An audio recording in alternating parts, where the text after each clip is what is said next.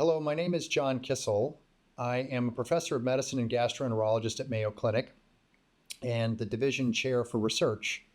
And I'm honored today to be joined in studio by Dr. Harmeet Malhi, a professor of medicine and physiology, to celebrate this occasion of her nomination and induction into the American Academy for the Advancement of Sciences as an honorary fellow. Welcome, Harmeet. Thank you for taking time to meet with me today. Hi, John. It's a pleasure to be here, and I'm beyond thrilled to come and talk today about the AAAS and what this honorary fellowship means to me. Fantastic.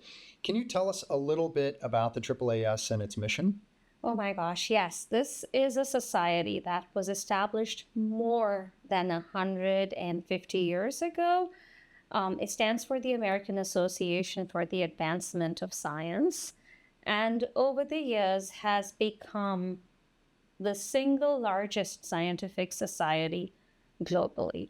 It represents 24 different sections that comprise, you name it, physics, astrophysics, all the way to statistics. Sadly, statistics is last alphabetically.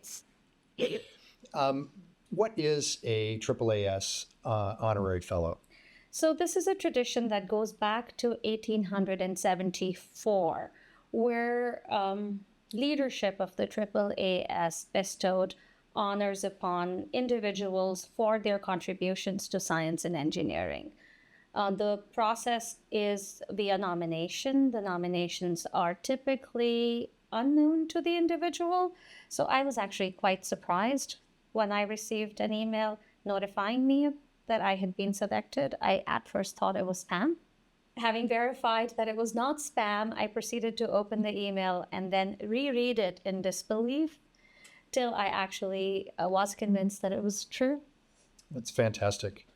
Well, it sounds like a nice surprise, but I'm in no way unimpressed by your incredible achievements. What to you personally does receiving the AAAS fellow designation mean to you, either personally or professionally?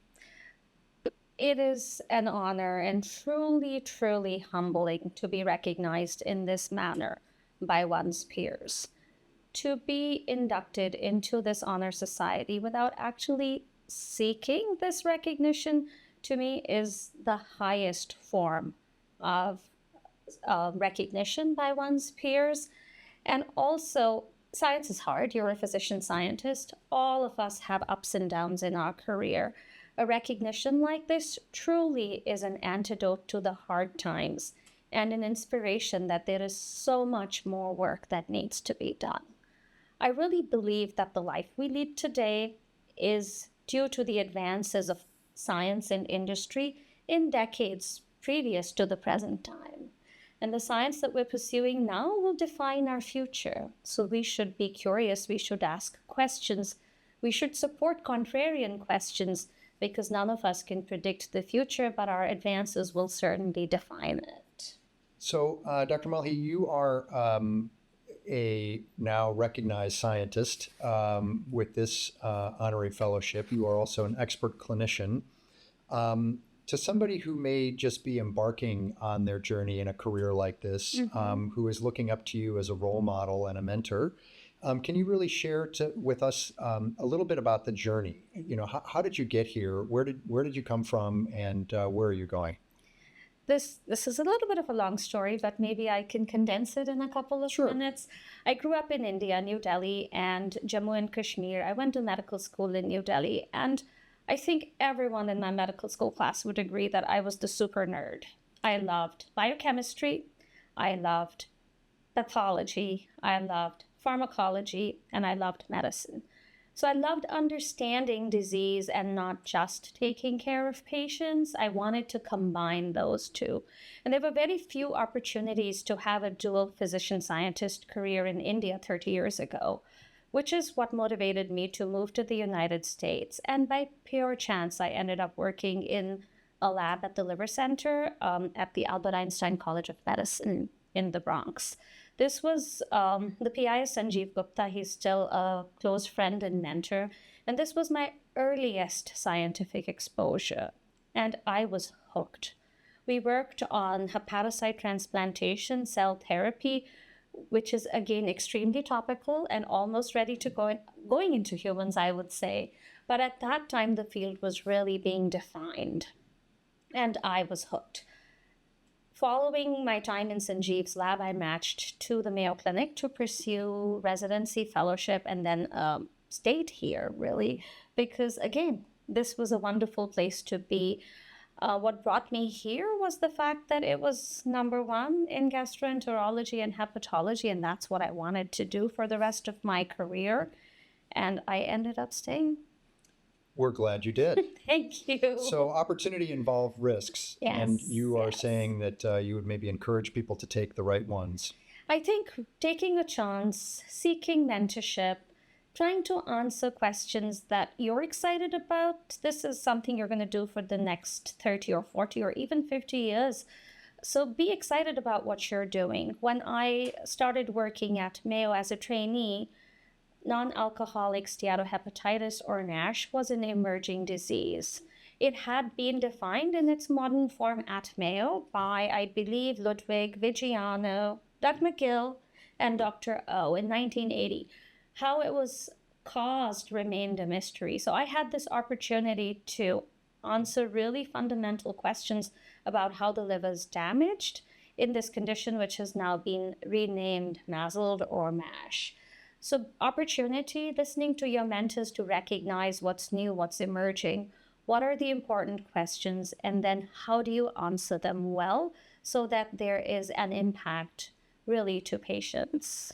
So taking on big questions, what are the ones that you're approaching right now? Can you tell us a little bit about your current research program and what are the exciting new areas of investigation? Good question, John, and one that I've been asking myself in the last 2 or 3 years. So as background, a few things have occurred in the last few years to shift the field. The first has been the approval of GLP-1 receptor agonists, and these medications have really changed the natural history of obesity and obesity-associated disorders. In large phase 3 trials, there's benefit to MASH. So the fundamental questions of what happens to MASH will need to shift to define responsive patients, non-responsive patients, and how the disease, which is known to be heterogeneous, differs between these patient categories. Other drugs have been approved as well. Resmetirom was approved, I believe, last year. So the disease paradigm really has to shift from what causes disease to what causes patients to respond to disease versus patients to not respond to disease. And the second opportunity that emerged in 2023 with the renaming of NASH to MASH is the definition of an overlap syndrome that we have all recognized in our practice but was not named. And this is MET-ALD, where alcohol and metabolic dysfunction go hand in hand in causing liver disease. Understanding MET-ALD and how it's different from MASH or alcohol-associated hepatitis are really an important opportunity. I agree. And you've been kind enough now to cover significance and investigator. Yes. Let's talk about environment. Yes. How has this institution really allowed you to thrive? I like your study section approach, John. So Mayo Clinic truly is a unique place. I think that I feel really fortunate that Greg Gores was my mentor, but I am not an anomaly. I know I've known your mentor, and I know you feel very fortunate having had your primary mentor. And I don't think we are anomalies either. I think the institutional environment is extremely supportive of physician scientists, whether it is in our division or in other departments or divisions in the institution. But mentorship isn't everything. It takes resources to run a successful research program. It takes time. And it takes really, really robust administrative support. And I think Mayo offers all of these. Are you going to switch to innovation next? Well, yes. So specifically, what emerging trends or new technologies do you think are really going to be particularly promising or ones that will drive your particular program forward? Excellent question, John. I think we live in this era of spatial biology and single cell biology. We're going to move into single molecule biology very soon and single molecule microscopy. These will become defining technologies to try to understand disease at a personalized level. The power of combining genetics with spatial biology is really going to change how we treat patients. Artificial intelligence is all around us. There are so many AI tools that are allowing the development of an in silico cell, in silico drug discovery, digital twins, in silico simulation. So I think between the resolution, which is going to be molecular, and the modeling, which is going to be multinational, multi-million data points, I think we're going to be able to really change how we treat patients and how we apply science to guide patient treatments. Yeah, and at the end of the day, it's all about the patients. Absolutely. For me, as a physician scientist who pursues disease-oriented research, impact is measured in terms of how I'm able to help patients. Okay, so we've covered many important topics in this sort of grant-themed format. Can you tell us maybe a little bit about your anticipated results, the timeline, and most importantly, the future direction? So how does this AAAS fellowship, how are you going to really leverage this to help others? Excellent question, John. And perfect timing as well, because this past Saturday was the Fellows Forum, or the induction ceremony, as my family likes to call it. All of us received a rosette where, in heraldic tradition, the outside blue represents engineering and the yellow represents science.